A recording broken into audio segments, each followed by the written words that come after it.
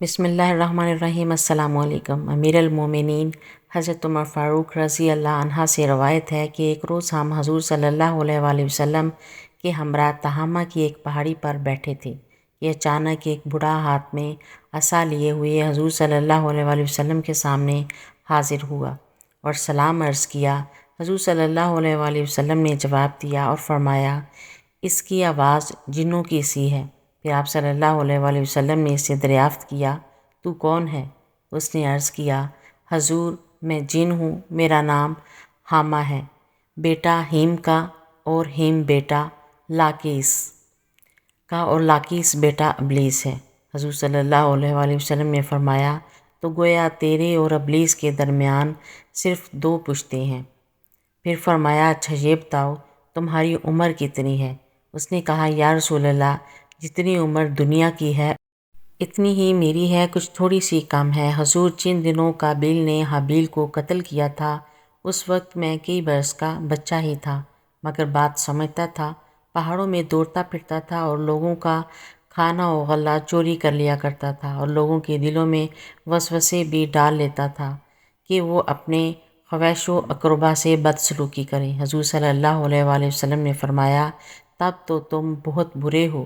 اس نے عرض کی، حضور مجھے ملامت نہ فرمائیے، اس لیے کہ اب میں حضور کی خدمت میں توبہ کرنے حاضر ہوا ہوں۔ یا رسول اللہ، میں نے حضرت نوح علیہ السلام سے ملاقات کی ہے اور 1 سال تک ان کے ساتھ ان کی مسجد میں رہا۔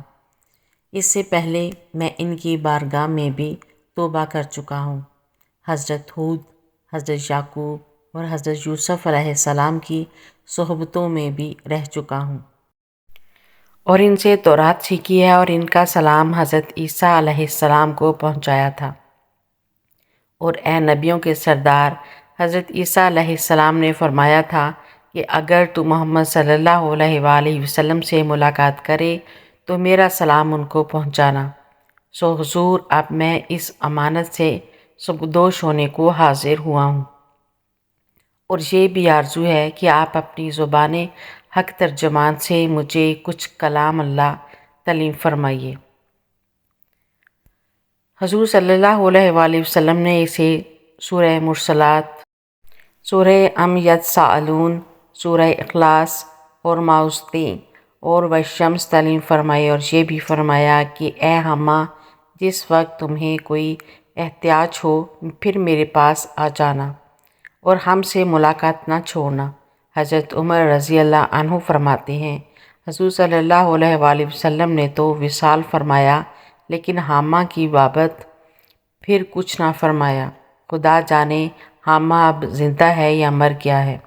کراچی کے ایک بڑے رئیس نے کہا، ہم روزہ نماز نہیں جانتے، ہمارے پاس اتنی دولت ہے کہ 7 پشت تک کھائے گی۔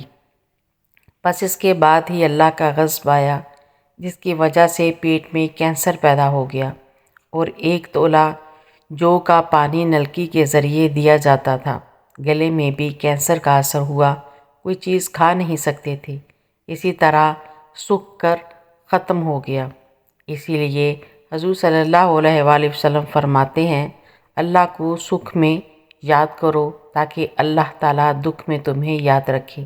میری ایسی اور ویڈیو دیکھنے کے لیے چینل کو سبسکرائب کریں، ویڈیو کو لائک اور شیئر کریں۔ اللہ حافظ۔